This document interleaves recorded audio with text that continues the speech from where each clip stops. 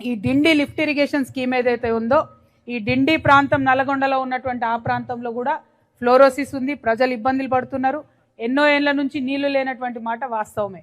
అయినప్పటికీ ఇప్పుడు ఈ మొత్తం డిండి ప్రాజెక్టులో ప్రత్యేకించి మనం ఎర్రవల్లి గురించి గోకారం గురించి మాట్లాడుకున్నట్టయితే ఈ లింక్ ఏదైతే ఉందో ఈ చెరువు మనకు ముంపులో పోయేటటువంటిది మన గోకారం వాళ్ళది 900 ఎకరాలు, మన ఎర్రవల్లి వాళ్ళది 600 ఎకరాలు.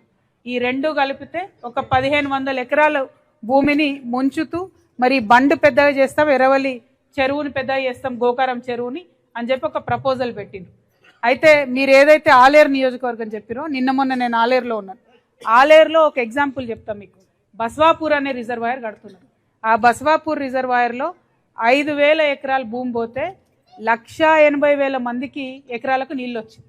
అంటే ఆ భూమి ఇచ్చిన రైతులు కూడా మేము 5000 ఎకరాలు ఇస్తే 1,80,000 మందికి లాభం జరుగుతుంది, అన్ని ఎకరాలకు నీళ్ళు పోతున్నాయని వాళ్ళు ఆనందంగా ఇచ్చారు.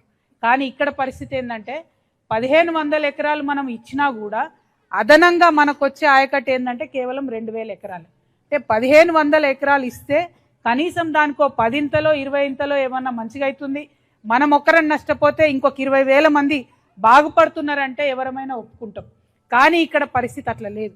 ఇక్కడ భూమి పోయినా, ఈ తండా పోయినా, ఎర్రవల్లి తండా పోయినా కూడా వచ్చేటటువంటి లాభం కేవలం పాక్షికంగా ఉంది, నామమాత్రంగానే ఉన్నది. ఇక్కడ ఇందాక తమ్ముడు మాట్లాడుతూ చెప్పిండు, ఏదైతే గోకారం చెరువు ఉందో ఆ చెరువు ఆల్రెడీ 800 ఎకరాల చెరువు, దాన్నే కొద్దిగా పెద్ద చేసుకొని బండ్ స్ట్రెంథన్ చేసుకుంటే ఇప్పుడు ఏదైతే ఇస్తామంటున్నారో వాటన్నిటికీ కూడా మా పొలాలన్నిటికీ నీళ్ళు ఇచ్చే ఆస్కారం ఉంది. అది ఉందని పదే 8 ఏళ్ల నుంచి మొత్తుకుంటున్నా, అప్పుడు బీఆర్ఎస్ అయినా ఇప్పుడు కాంగ్రెస్ అయినా కూడా చెవిటోడి మీద శంఖం ముందిరట్టే మన పరిస్థితి అవుతుంది తప్పితే ఎప్పుడు కూడా విన్నటువంటి దాఖలాలు లేవు.